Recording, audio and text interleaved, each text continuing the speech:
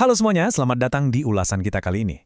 Pernah kepikiran nggak sih gimana aturan keuangan Islam yang udah ada sejak ribuan tahun lalu bisa berubah, beradaptasi, dan akhirnya bertransformasi jadi hukum nasional yang super modern di Indonesia? Nah, hari ini kita bakal ngebahas perjalanan yang benar-benar luar biasa ini.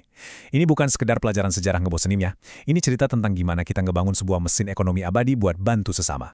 Coba deh bayangin, kenapa coba pemerintah kolonial Hindia Belanda sampai repot-repot bikin aturan di tahun 1905 buat ngelarang keras pegawai negeri dan priai ngelola zakat?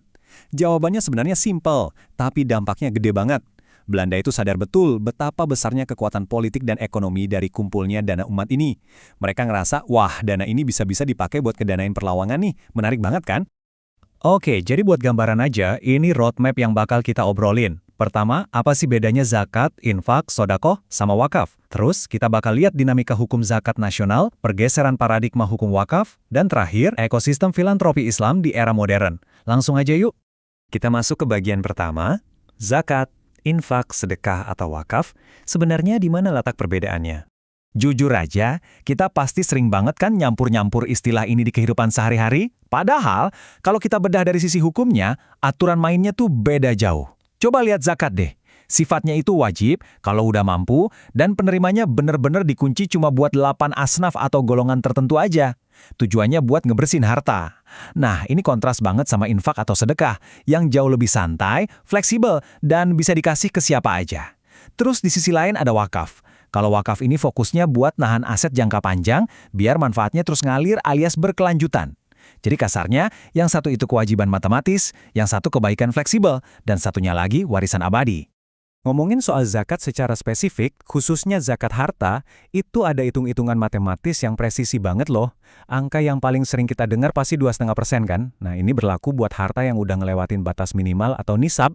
Karakter yang super spesifik dan wajib inilah yang bikin zakat itu udah kayak pajak khusus buat umat muslim yang mampu. Desainnya murni buat muterin roda ekonomi dari kelompok yang berlebih ke kelompok yang lagi butuh bantuan. Terus gimana dong cara ngebedain infak sama sedekah? Gampangnya gini, infak itu selalu dan pastinya soal harta atau materi secara finansial. Kalian nyumbang uang ke masjid, itu infak. Tapi kalau sedekah, wah definisinya ini jauh lebih luas. Gak harus pakai uang, ngebantu orang nyebrang jalan, nyingkirin batu dari tengah jalan, atau bahkan sesimpel ngasih senyuman paling tulus ke tetangga. Itu semua secara harfiah udah kehitung sedekah loh. Jadi sedekah itu benar-benar inklusivitas tanpa batas. Lanjut ke bagian kedua, dinamika hukum zakat nasional. Yuk kita lihat evolusi regulasinya. Karena potensinya yang masif banget, pengelolaan zakat ini pelan-pelan mulai ditarik jadi urusannya negara. Ingat kan tadi tahun 1905 Belanda sempat menaikkan zakat karena ketakutan politik ya? Nah, maju ke pasca kemerdekaan di tahun 1968, Menteri Agama kita mulai ambil langkah buat meresmikan Badan Amil Zakat. Terus pas era reformasi, keluar deh UU nomor 38 tahun 1999 yang bawa angin segar. Dan akhirnya, kita sampai di era modern dengan aturan yang terstruktur rapi lewat UU nomor 23 tahun 2011. Disinilah institusi kayak Baznas benar-benar jadi ujung tombak resmi buat ngelola zakat nasional secara mandiri. Ada beberapa fakta mengejutkan nih dari hukum zakat tahun 2011 ini yang wajib kalian tahu. Pertama, pengelolaannya itu udah ditarik dari sekedar urusan personal jadi benar-benar profesional dan melembaga.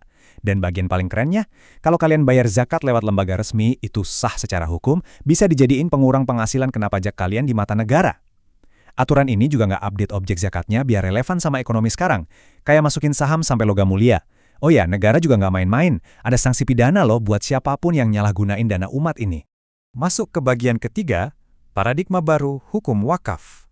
Kalau tadi kita ibaratkan zakat itu kayak mesin penggerak tahunan, nah wakaf ini tuh pilar ketahanan yang ababi. Sebelum bahas lebih jauh, kita samain frekuensi dulu yuk tentang apa itu wakif. Singkatnya, wakif adalah pihak yang nyerahin asetnya. Kalau zaman dulu dengar kata wakif pasti mikirnya bapak-bapak tuan tanah kaya kan? Tapi di hukum kontemporer kita sekarang, wakif tuh nggak harus perorangan lagi. Perusahaan raksasa, yayasan, atau organisasi berbadan hukum itu sah bertindak sebagai wakif. Ngebuka pintu lebar banget buat program CSR skala besar yang manfaatnya luar biasa. Nah, kalau ada yang ngasih, pasti ada yang nerima dong. Pasangannya wakif ini namanya nazir alias pihak pengelola. Disinilah letak revolusinya terjadi. Undang-undang modern mencaratkan nazir itu nggak boleh cuma sekedar jadi penjaga aset yang pasif. Mereka dituntut keras buat jadi manajer investasi yang benar-benar profesional. Tanggung jawab Nazir sekarang adalah muterin dan ngembangin harta wakaf itu supaya makin produktif, biar hasilnya bisa terus-terusan ngedanain kesejahteraan masyarakat. Biar lebih ngena, mari kita bandingin pergeseran paradigmanya. Dulu, di bawah aturan tahun 1977, definisi wakaf itu kaku dan statis banget. Pokoknya, nyumbang tanah milik sendiri buat dibangun masjid atau kuburan. Udah, titik. Tapi begitu UU nomor 41 tahun 2004 diketok, wakaf langsung bertransformasi jadi instrumen finansial berkecepatan tinggi. Hukum baru ini ngerangkul konsep benda bergerak secara luas dan nunjuk Badan Wakaf Indonesia sebagai pengawas profesional independennya di tingkat nasional. Dan jujur aja, ini benar-benar nunjukin betapa luas dan adaptifnya syariat Islam itu. Hari ini, kalian nggak perlu nunggu punya tanah berhektar-hektar buat bisa ikutan berwakaf. Kalian bisa berwakaf pakai uang tunai berapapun jumlahnya, yang nanti bakal diterbitin sertifikatnya. Lebih gila lagi, kalian sekarang sah loh mewakafkan hak atas kekayaan intelektual. Coba bayangin, royalti dari paten teknologi atau buku bestseller yang kalian tulis, itu bisa didedikasikan secara hukum buat ngebiayain operasional rumah sakit gratis. Selamanya. Wah, merinding sih dengernya. Terakhir, kita masuk ke bagian keempat, filantropi Islam era modern. Secara keseluruhan, instrumen-instrumen canggih ini lagi nyetir perubahan sosial yang gede banget. Tapi yang perlu selalu kita ingat, apa yang lagi kita bahas ini bukanlah sekedar teks kuno yang mati. Ekosistem hukum zakat dan wakaf di Indonesia itu ruang yang bernapas, hidup, dan sangat transparan.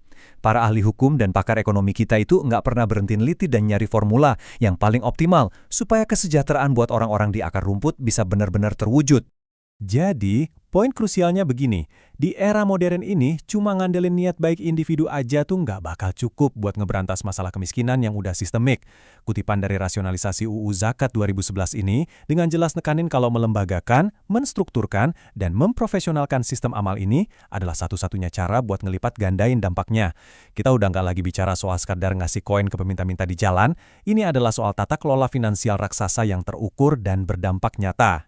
Kita udah lihat sendiri perjalanan yang benar-benar menakjubkan ini, dari yang awalnya sekedar tradisi keagamaan, berevolusi jadi sebuah sistem negara yang super terstruktur. Infrastrukturnya udah siap, dan undang-undangnya sangat jelas. Nah sekarang bola panasnya ada di tangan kita. Dengan instrumen yang udah secanggih ini, lewat zakat, infak sedekah, atau wakaf, apakah kita cuma mau diam aja jadi penonton? Atau ikut ngebantu ngegerakin roda mesin ekonomi abadi ini? Pikirin deh. Terima kasih udah gabung di ulasan kita kali ini, dan sampai jumpa di pembahasan seru selanjutnya.